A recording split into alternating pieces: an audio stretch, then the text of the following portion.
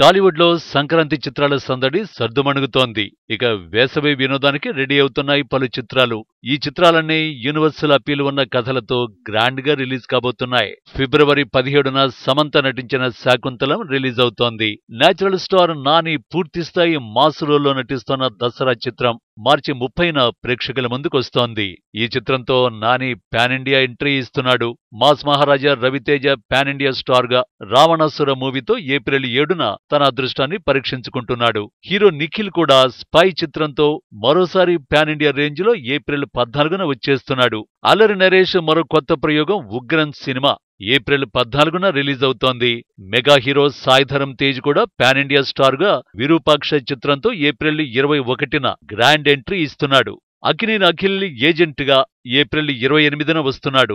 Akkineni Naga Chaitanya custody చిత్రంతో మే 12న ప్రేక్షకుల ముందుకు వస్తున్నాడు. విలక్షణ చిత్రాల దర్శకుడు ప్రశాంత్ వర్మ, ప్రామిసింగ్ హీరో తేజ సజ్జా కాంబోలోని sensational pan India movie Hanuman May 12న రిలీజ్ అవుతోంది.